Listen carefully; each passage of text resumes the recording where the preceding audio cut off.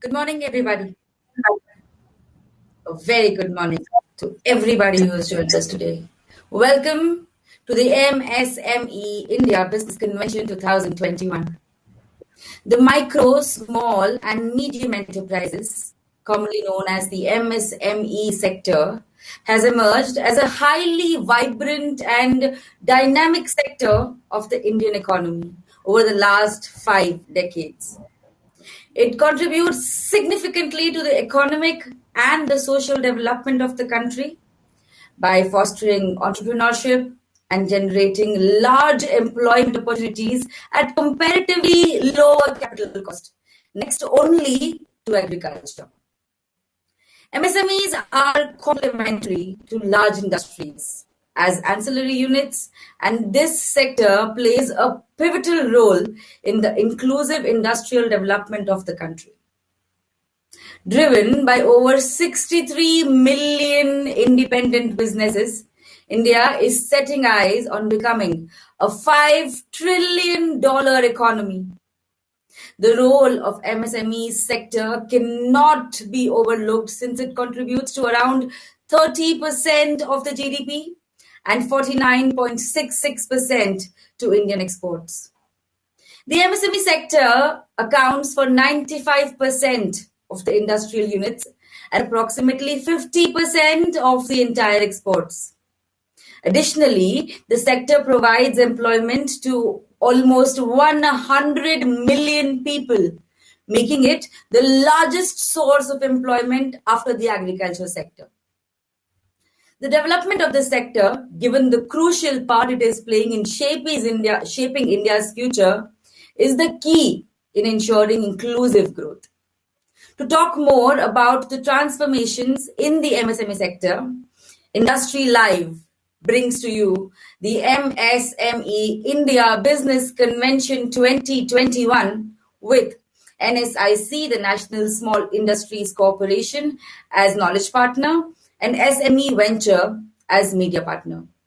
The convention aims to highlight policy inclusions and transformations that have taken place in the MSME division of the Indian industries.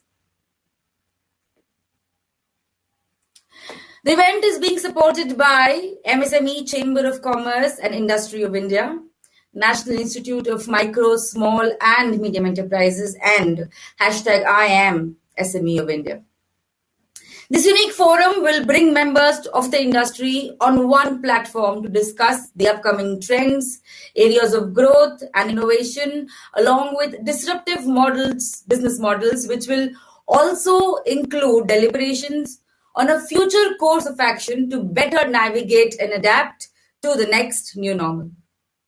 Ladies and gentlemen, please note you can post your questions in the chat box on the right-hand side of your screen under the Q&A panel. We will be taking up the questions towards the end of each session. Also, we would be delighted to welcome comments as well as suggestions and recommendations from all of you if you wish to take part. Also, you can visit the booths and interact with the brands in the exhibition area. Meanwhile, don't forget and keep tweeting about this conference using #MSME2021. Without further ado, let's begin with our first panel discussion of the day on the very important for a $5 trillion economy. The first session will focus on how MSMEs will become a major contributor to this vision. Interesting insights. We have with us the following speakers. Dr. Indrajit Ghosh, Global Chairman, MSMECCI, Chairman ICMEI Club, London. Mr. Nand Kishore Chaudhary, Chairman and Managing Director, Jaipur Rugs. Mr. Rahul Narvekar, Founder CEO, the Indian MSMEs Studio and India Fund. Mr. Jitesh Shah, Chief Revenue Officer, CropIn. And Mr. Batra, Senior Vice President, Global Growth Leader, Tech Mahindra. And to moderate this session, I would like to invite Ms. Vineeta Hariharan, Chief Externally Medium Enterprises. If we are ready, ladies and gentlemen, once again, I'd like to welcome you all, and over to you. Ms. Vineeta.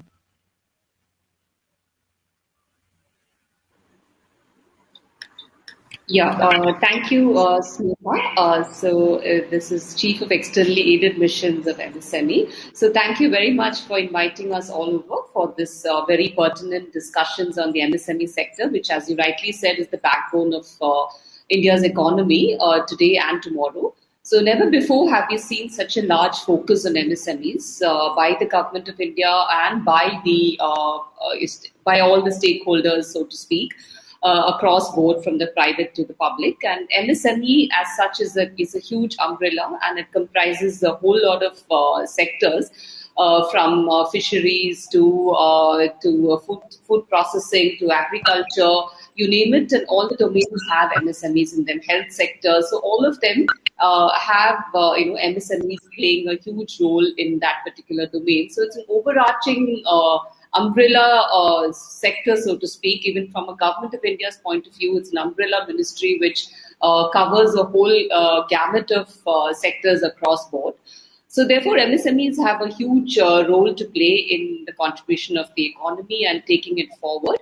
But of course, there have been various challenges that MSMEs have been facing, right from the last mile MSMEs till to the state, to the national level. There are a lot of hiccups in terms of governance hiccups, and also last mile access to technology, last mile access to infrastructure services, last mile access to finance, credit.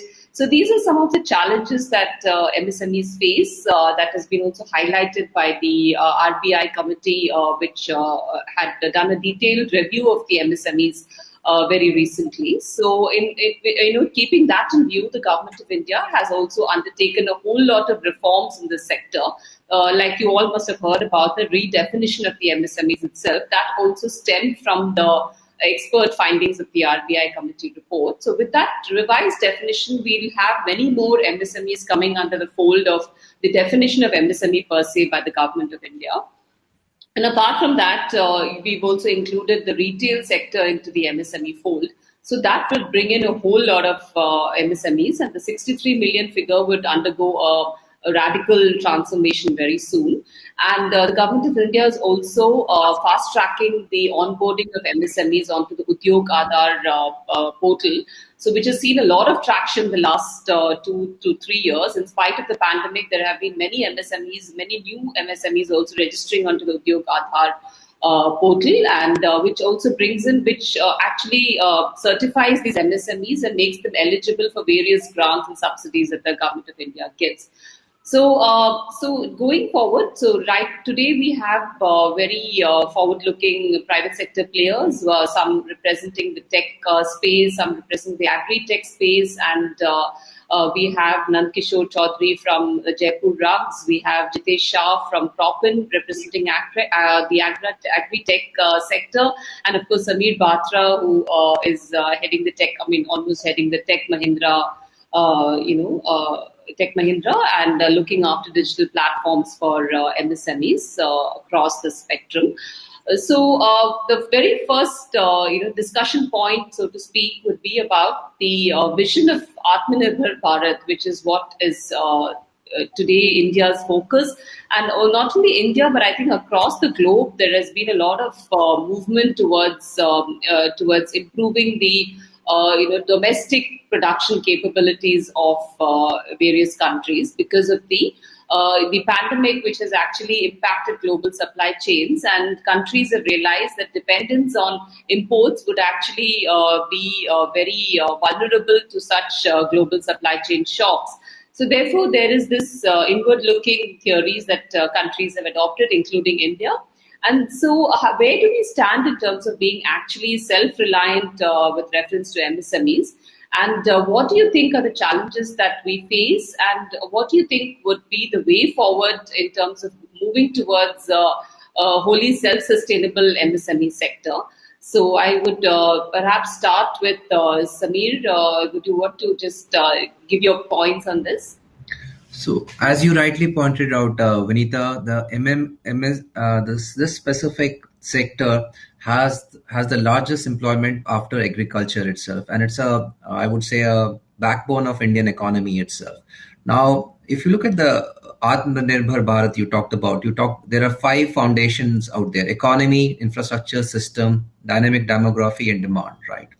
From an economy perspective, I think you touched upon it, but this sector contributes 30% to the GDP. Now, if you have to move from 3 trillion to 5 trillion, we're talking about an additional 1,500 billion to be added from this sector into the Indian economy. So that's one thing. That's the first perspective which I want to set it across.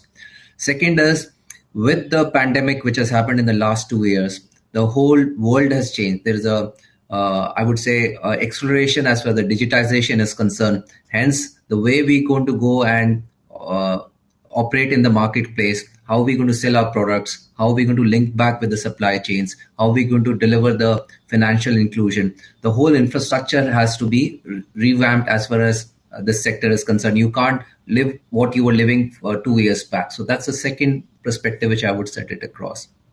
From a systems perspective, I just want to touch upon the skill sets, right? It's very important. If you look at the World Economic Forum, there is a specific report on the skills, upskilling of the skills, and that would bring in 600 billion of addition to the Indian GDP itself. So hence the skills become very critical for us to be successful in this new environment which we all are, and most of us are working from home, right? I'm standing in my home and talking to you itself. The technology has enabled us. So how do you make sure that you improve your skill sets and have the right skill sets for future, retain your employees in this sector itself, and also look at the market opportunities which are going to augur for ourselves. So from and across the demand has started rising back again. The economy is on the V-shaped recovery itself. Now, we don't want to be at the laggard side of it. And Indian domestic market is huge. So how do we make sure our products are there at the right time? We deliver it to our consumers or our customers from this sector itself and make sure that this is successful. In the gist, if you look at all the 5 dimensions of Atmanirbhar Bharat, we are the envil, which will make sure that we can leapfrog to the next stage. So back to you, Vineeta. Yeah, thank you, Samir. So we'll come back to you on how we could actually improve the digital platform and access to technology, as well as the skilling part of the whole story. So अभी हम नंद किशोर जी से request करेंगे कि आप थोड़ा सा अपना views बताएंगे आत्मनिर्भर भारत की तरफ, जो आपके जो जयपुर रग्स है, जो आप इतने पैशनेटली आपने डेवलप किए हैं इतने सालों से, तो कैसे आप जैसे वीवर्स के साथ डायरेक्टली कनेक्ट करते हो? तो ये आप डायरेक्टली एक्चुअली आत्मनिर्भर भारत की जो कॉन्सेप्ट है इस पे आप कंट्रीब्यूट कर रहे हो, तो आप कुछ बताना चाहोगे आपके स्टोरी के बारे में, और ऑल्सो आपके व्यूज जो आत्मनिर्भर भारत के लिए एमएसएमईज कैसे अपने आप को स्ट्रॉन्ग बना सकते हैं? मैंने 43 साल पहले इस कारपेट बिजनेस की थी। 5,000 रुपए से लोन लेकर मैंने 2 लोन लगाकर इस कारपेट की धंधे की शुरुआत की। फिर मैंने 9 साल तक I work as a contractor manufacturer. उसके बाद मैंने बाइक एक्सपोर्ट की शुरुआत की और 99 में फिर मैंने जयपुर कंपनी बिल्कुल जीरो से बनाई। तो हम लोग हमारा जो बिजनेस मॉडल है वो सारी जो महिलाएं हैं, जो वीवर महिलाएं घर पे ही बैठ के करती है, उनके घरों में हम लोग सारा सप्लाई देते हैं, कारपेट भी वहीं से लाते हैं और उनकी ट्रेनिंग वगैरह वो भी उनके घरों पे ही होती है। एक महिला को अपने घर के बाहर आके काम करने की जरूरत नहीं होती। और आज जयपुर से करीब 40,000 व्यूवर्स गाँव 600 गाँव के अंदर जुड़े हुए हैं और हम लोग करीब 60 कंट्रीज में एक्सपोर्ट करते हैं। और एक जो लग्जरी मार्केट है ग्लोबल, जयपुर का एक बहुत अच्छा काम है। तो आत्मनिर्भर मार्केट में मैं यही बताना चाहूंगा कि ग्रास रूट पे लोगों का जो पोटेंशियल है,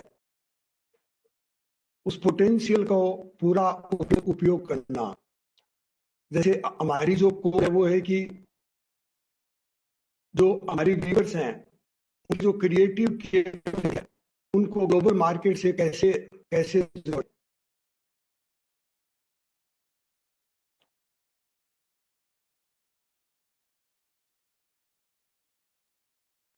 जी किशोर जी, आपके यहाँ पर थोड़ा सा टेक्निकल इश्यूज आ रहे थे, लेकिन we got the gist of जो आप कहना चाह रहे थे कि आप डायरेक्टली वीवर्स से कनेक्ट कर रहे हो और बहुत सारी महिलाओं को भी आप एम्प्लॉयमेंट दे रहे हो। तो एक्चुअली वी वुड, जैसे कितने महिलाएं होंगे आपके उस जयपुर रक्स के, उसमें आप बता सकते हो, कोई आंकड़ा आप बता सकते हो, आप कितने वीवर्स एम्प्लॉय कर रहे हैं, जितने महिलाएं हैं वहां पर?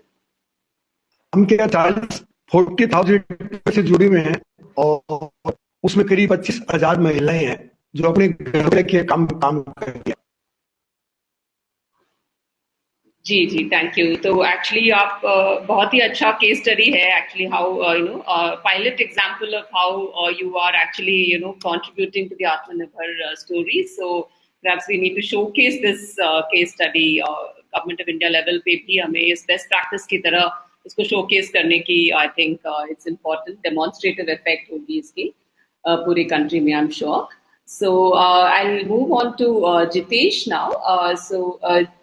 Jitesh, would you like to talk about how technology and, since you are in the agri-tech space, and so definitely you are directly contributing to the story of Atmanirbhar Bharat by making our farmers, so technologically savvy and improving their productivity, as you had mentioned, using state-of-the-art technologies. So, Jitesh, over to you. Thank you so much, Vineeta ma'am, for setting the context, and to the esteemed panel for their views earlier. As you rightly said, what CropIn is able to do today is work with almost 7 million farmers.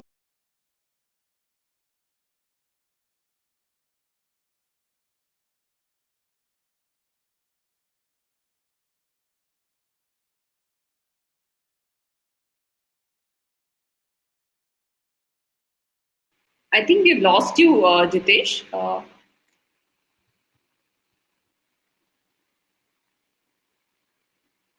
So we've lost connectivity with Jitesh. Perhaps then we'll move on to Dr. Indrajit Ghosh. Welcome, sir, to this panel discussion. And so we were just talking about how the Atmanirbhar Bharat, the whole concept of the Atmanirbhar Bharat is being, what is the contribution of the MSMEs towards this, and what are the challenges that the MSMEs are facing towards actually becoming self-sustainable currently as well as in the long run, and what do you think we need to do to plug the gaps, so to speak?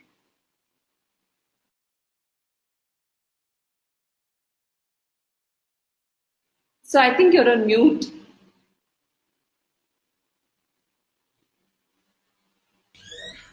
First of all, I apologize, for joining 15 minutes late, because yesterday was my daughter's wedding ceremony, so we came very late night. So extremely sorry.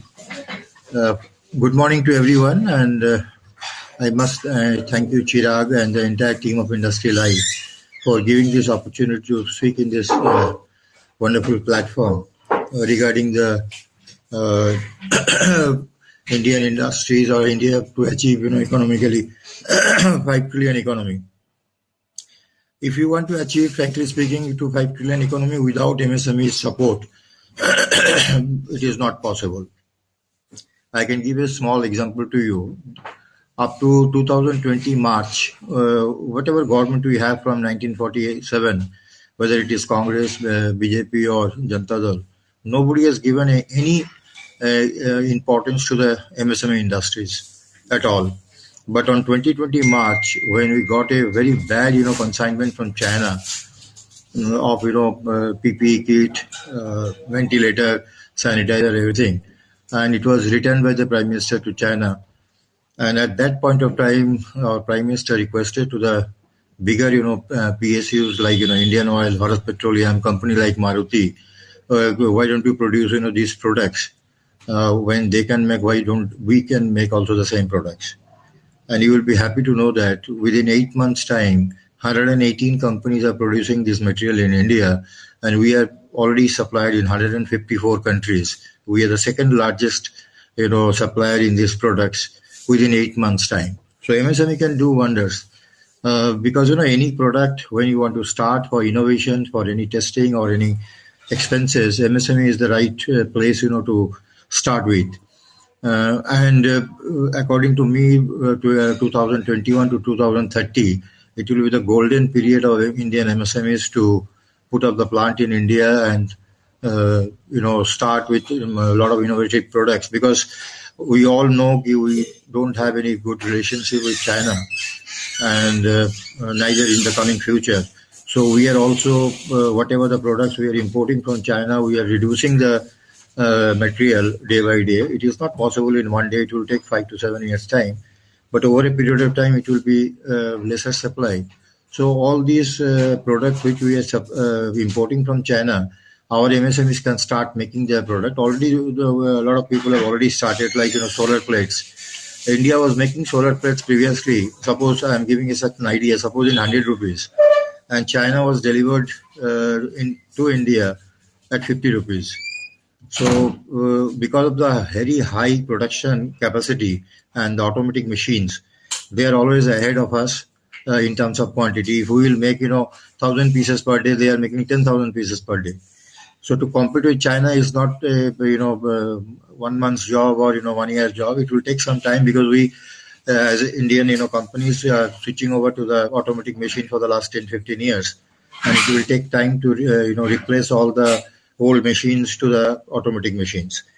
But coming back to achieving 5 trillion economy, MSME is contributing 29% as on today in the whole industry contribution. What Government of India wants, it should be 51%.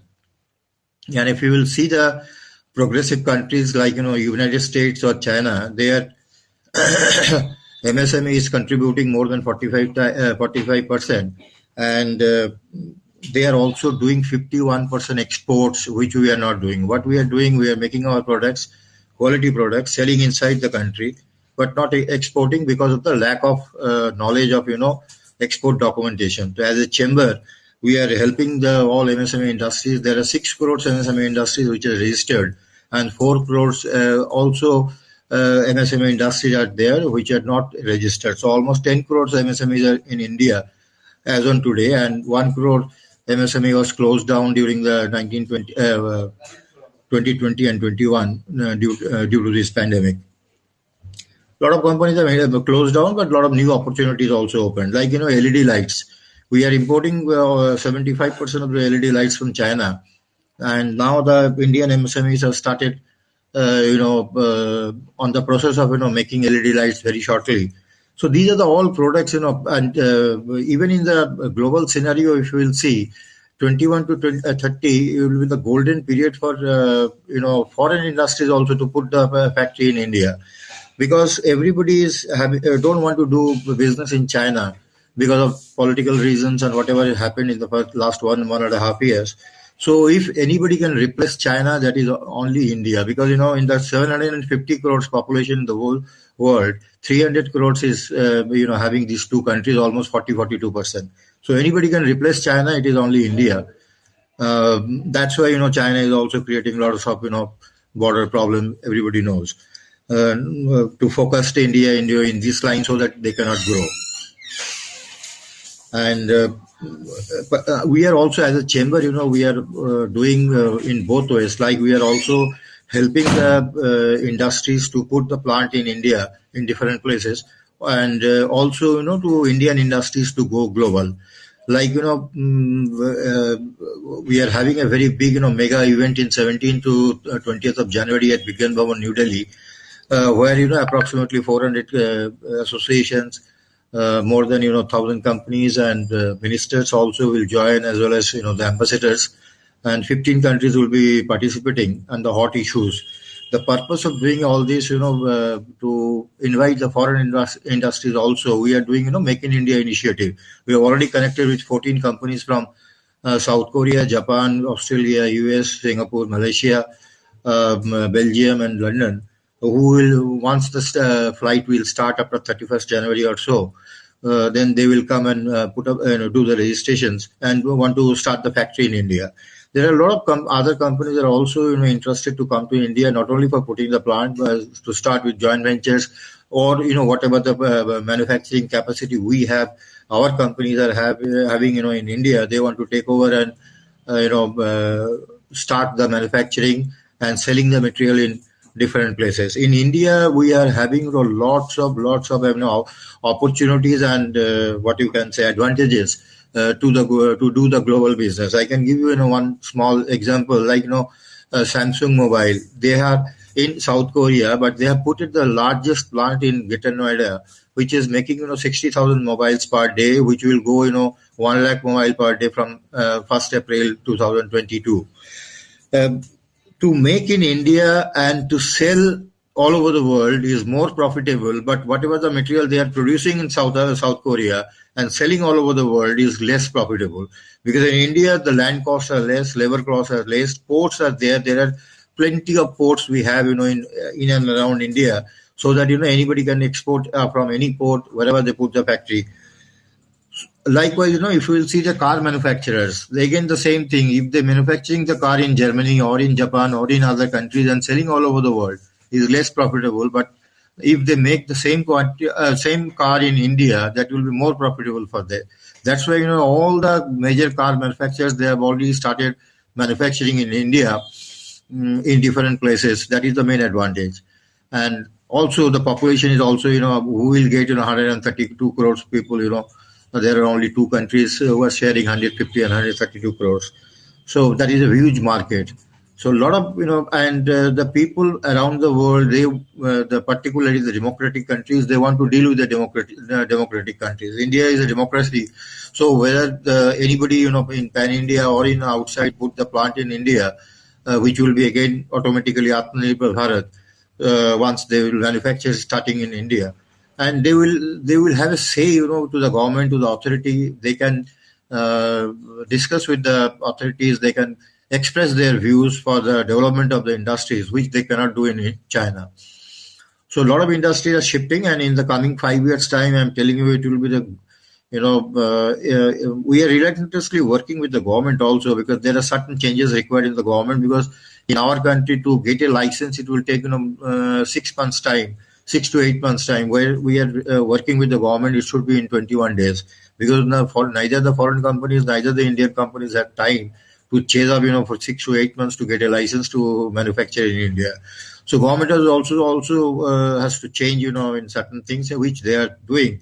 This government is supporting the MSME industries in a very big way. But there are certain categories, people understood wrongly when Government of India was announced 3.77 lakh crores, loan without the collateral. So everybody thought, without any collateral, they will get, crores of rupees and, immediately, which was a little bit, wrong communication.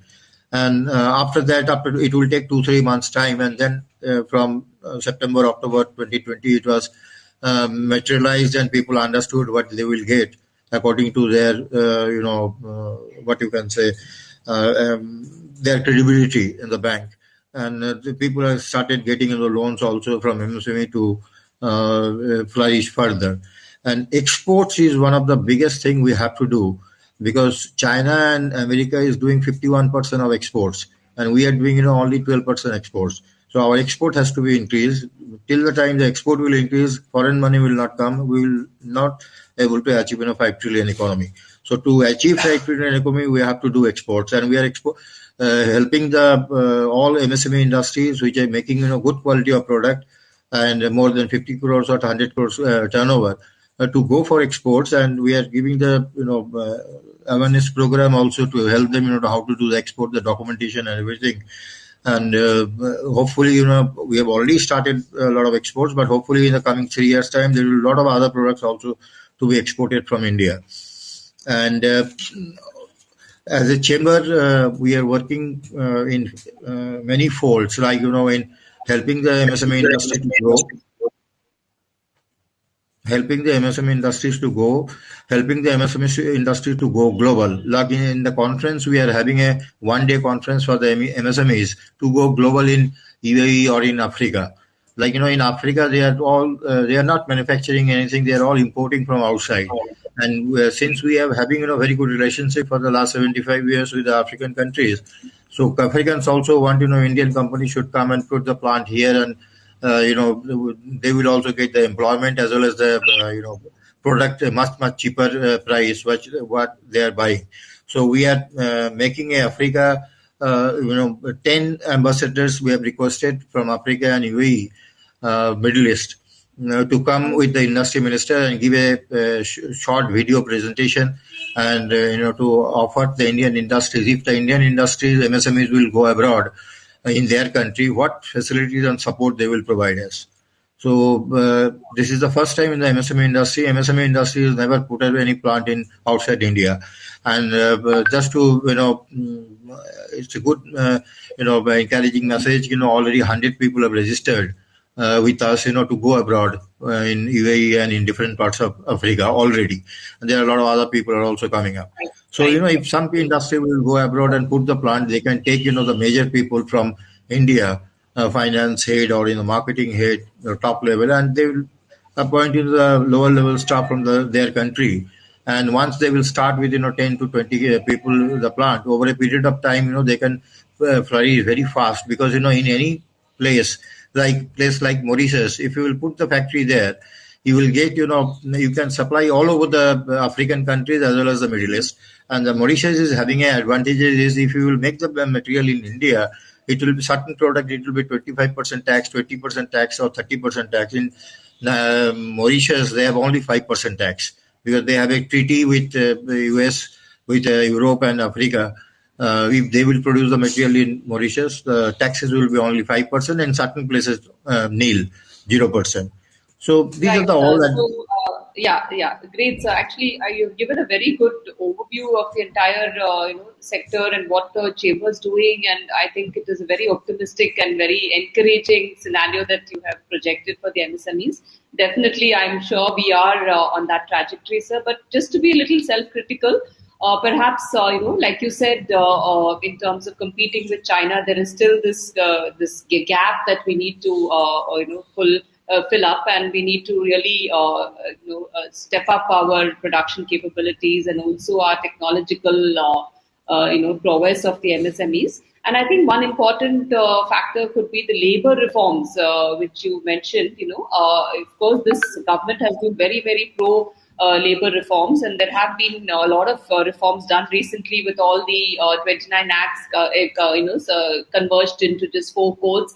So, but I think India, the thing is, because of the cooperative federal structure and the democratic structure, of course, it's one of the best in the world. But at the same time, that throws up a whole lot of challenges, because every state have their own land laws, their own laws of the land, and their own labor laws. And so I think, like, for example, a state like Kerala, it is so difficult to set up a business over here because of the kind of archaic and rigid labor laws that the state has.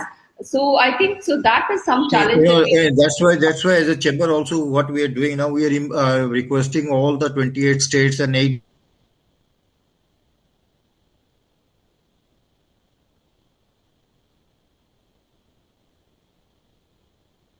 So I think we are having some connectivity issues. We've lost Dr. Ghosh. So just to continue with from where he left, I think he was talking about competing with China as well as states. So we lost you in between. Your voice was not audible. What I'm saying.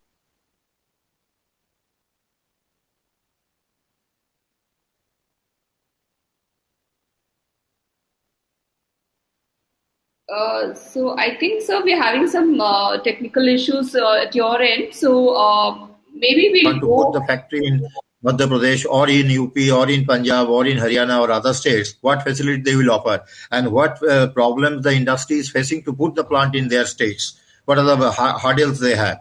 So it's an exchange of views, because one-to-one, once you will start understanding each other's problem, then it will be easier for both of us to move forward. So We need that is to the part give also we a are doing. seamless platform across states in our country. So that I think that's a And big challenge. Government of India, PMO office and MSME ministry are very happy. What are the programs we are doing for helping the MSME to build up the MSME in India. So they are very happy, and that's why all ministers will join us. 10 to 15 ministers will join us in the conference, both the Yeah, conferences.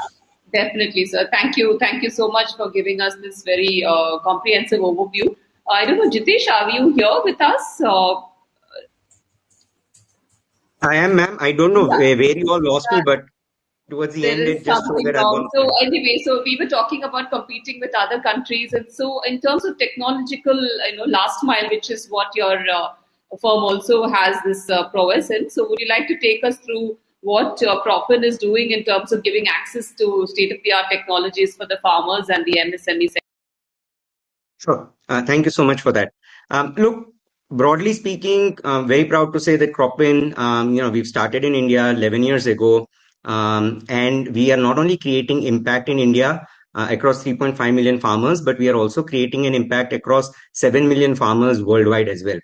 Now, that gives us a very unique position that not only are we developing and evolving for India, but we are also developing and evolving for the world from India. And that puts us in a very important position in the global strategic map, because we are India, of course, with all the recent announcements that we have seen. India is continuing to be looked at as the power center when it comes to technology, and being able to take that into one of the sectors which has desperately needed this for several generations, if I will. But they're finally getting it. As a result of that, what is happening is the entire farming ecosystem, right? Be it the farmers themselves, either the smallholders or mildly progressive or progressive farmers, and or the small and medium enterprises that are part of the agriculture ecosystem. For all of them to get access and availability of technology at a price point that is part of their business model makes puts them in a very strong position to be able to deliver what the country and the world needs. And by that, what I mean is, if you look at it from an India standpoint today, urban centers are reducing.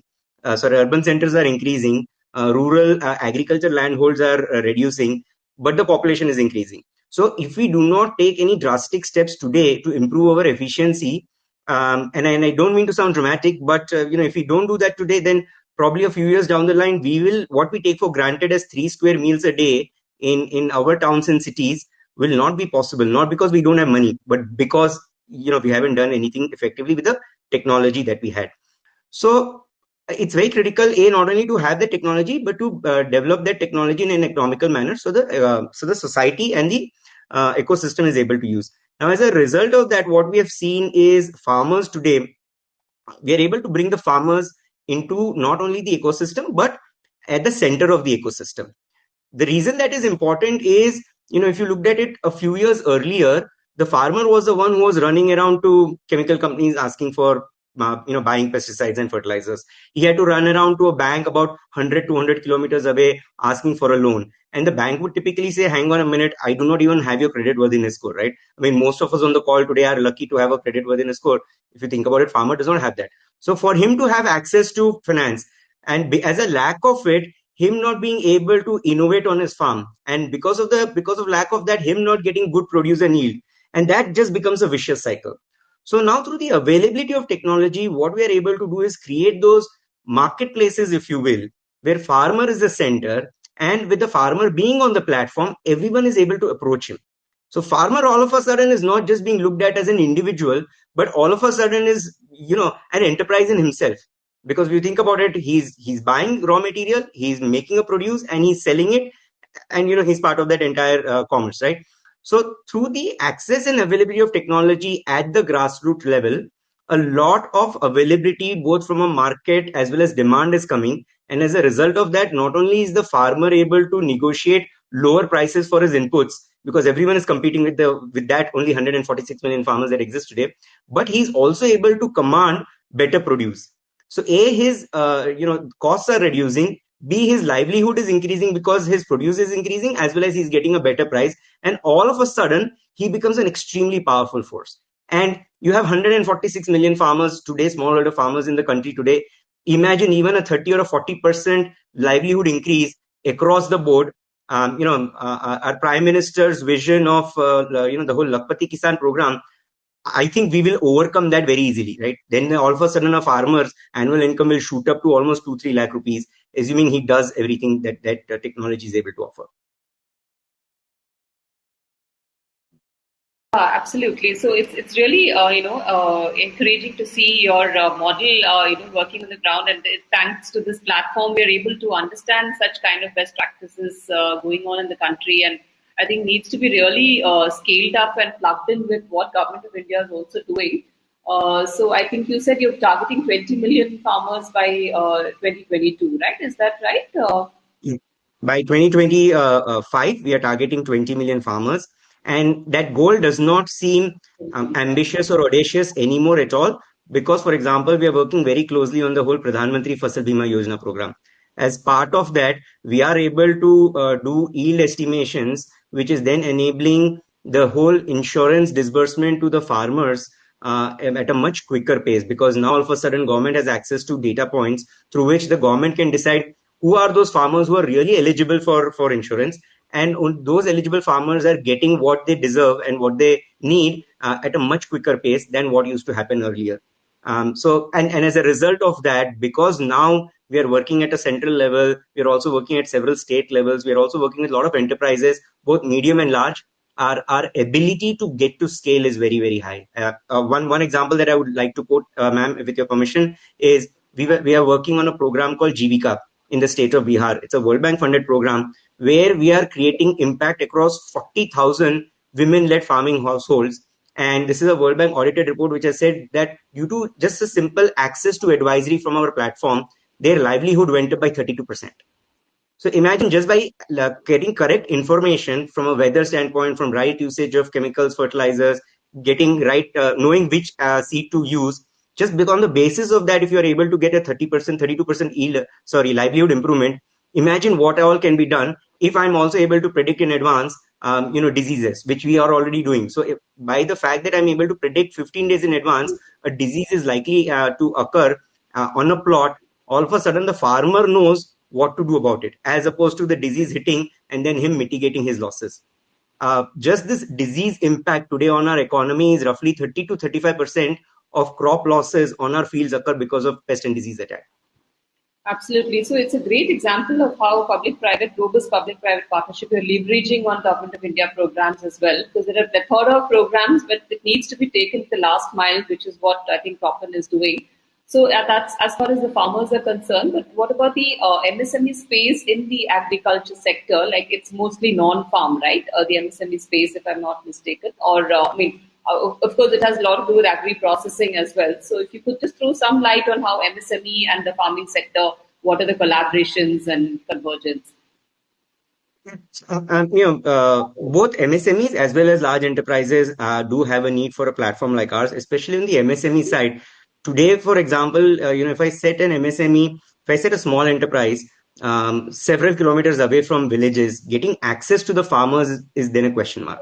Number one. Number two, being able to monitor what all is going on those farmers, because if I am an enterprise, I need to have complete visibility from a supply chain standpoint. So as part of my enterprise, for example, if think of me as a mini ITC, right? If I am trying to make 1,000 kilos of atta, for which I need, say, X kilos of grains coming in from our farmers, today, because I'm not an ITC, I don't get easy access to them. And second, I don't have visibility on how much should I get from where. Now, all of a sudden, by adoption of technology, even by the small and medium enterprises, they all get access to a visibility of the farmers, be understanding when is the produce going to come into the market, and see how much estimated yield will come. All of a sudden, that becomes a huge contributor to them being able to manage as well as meet their revenue and bottom line demands. So I think it's a great example of how you are actually enabling access to technology at the last mile for the farmers, which is actually the source of supply for so many of the non-farm and also farming MSMEs. So I think that has to be replicated in the MSME space. So I think an organization like CropIn in every block in our country, I think, will make a huge difference, a radical difference in the entire space. So we have Rahul again back with us. So we'd like to go to you, Rahul, now. Just like to listen to you, listen from you about how your the Angel Fund that you've set up is actually helping improve access to finance for the MSME sector, which is a very critical. Access to credit and access to finance is a big. Even now, it is a big challenge that MSMEs face, in spite of all the COVID packages that the government of India has announced. But we still have to go through banks, and so there are a lot of KYC norms, etc. I'm playing devil's advocate here, not to just talk greatly about our government, which of course they're doing a great job, definitely. But it's important for us to take cognizance of the challenges and how you are able to plug into those gaps. So, Vineeta, I see three key challenges that I hear from people when I travel across, especially in small town India. One is, of course, access to capital. And a lot of them are actually very bewildered with the fact that in the startup ecosystem, on a concept level, people are raising millions of dollars of funding, which they think is very bizarre, where they have a solid business, but they don't have access to fast capital and cheap capital. Second is, I think, this whole supply chain of raw material, which is very broken for a lot of MSMEs. Everything still leads back to China in that sense. And the third key thing that I've been observing of late is talent. So especially engineering is no longer seen as a sexy career option. Engineering colleges are shutting down or declining in terms of intake. And who are actually graduates will go and work for a startup in every area except engineering. So I think these are the three key things I hear. And if you, like I was hearing Jitesh speak of CropIn, when you talk to people like CropIn, the numbers that they're talking about, the sheer speed, the energy, that is sort of missing in the MSME owner, entrepreneur, CXO level. So I have a company out of Tokyo, Japan, and we've been trying to get access to cheap Japanese capital to a lot of MSMEs, and we did a lot of handholding in the last few years. The challenge with countries like Japan is when you talk of large projects, so we are the consultants on the bullet train project. My partner Sanjeev Sinha is based out of Japan. So when you talk of large scale projects, Japanese capital is very interested. When you talk about MSMEs and SMEs, that access is not there. But of late, a lot of new financial instruments are coming. So we are putting together a marketplace called IIR, where we are getting institutional finance from developed world to look at talking to MSMEs. The biggest obstacle for a lot of the MSMEs is they don't speak the narrative or the language of what is needed to be able to pitch and raise capital. And I see a huge opportunity where partnerships between MSMEs and certain institutions, government-led or private-led, where we sort of handhold these guys in terms of how can they access the abundance of capital which is available for the startup ecosystem.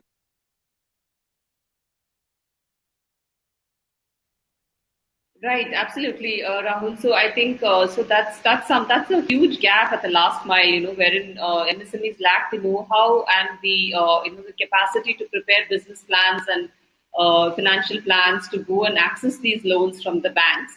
So that's something where now the World Bank is working closely with the government of India to develop this space at the last mile to make MSMEs more competitive, and also working on providing last mile consultants to the MSMEs to help them prepare their plans and pitch decks, etc.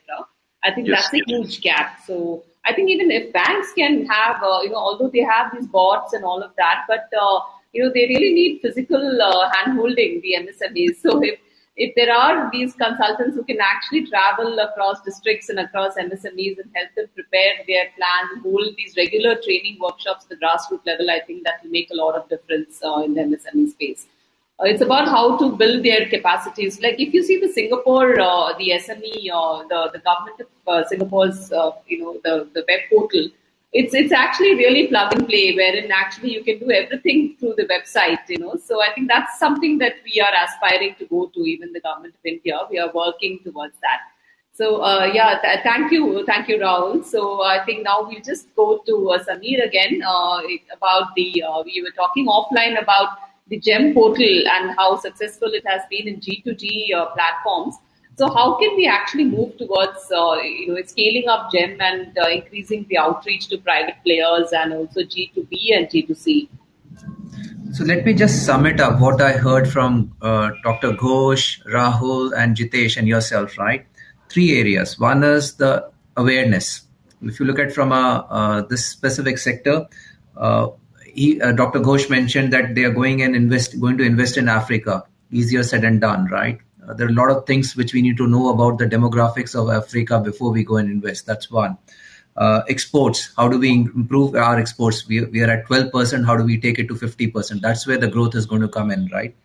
The policies, whether it is a credit score, whether it is the cost of the capital, those are the things which are there. That's the one pointer which I'll put it across from an awareness perspective. Second, I'll put it across competitiveness. How do you bring in competitiveness? Easier said and done that the factories from China would move to India, but you need to create that environment to get it done, right? So how do you ensure that the laws of the land, ease of doing business, getting the land reforms done, and getting the whole infrastructure shifted out here? Then once you have that, then how do you get the skilling part of the skilling done, the talent part of it? How do you retain the people whom you need across? Because you will have these all advanced factories with industry 4.0 dot, but there should be skilled manpower to really operate them. The third thing, which I would go to the marketplace, which you talked about, right, Jem? How do you go to G2C and G2B, right? But then how do you replicate the success story which is there in the e-commerce companies, right? And we have talked about how government has to support, how bank has to support. Trust me, if the sector itself don't wake up and start doing themselves, start creating these platforms for themselves, nobody is going to help them. I think the best way is that we are more focused on how do we go and invest, how do we make sure that we ensure that we create an environment or a technological platform which helps our MSME completely the industries out to come here and really become enabled out here. That's the most important thing which I think we have to start looking at it. And if you look at from a technological advancements and innovation, it has impacted the value chain end to end, right from connecting with the suppliers to the distribution to the global buyer, from financing to the payments, from designing to branding, marketing. At every stage, automation and digitization has changed the way we used to deliver it traditionally. Now, it has also led to the increase in productivity, right? By scale in operation, reduction in time, efforts, and cost.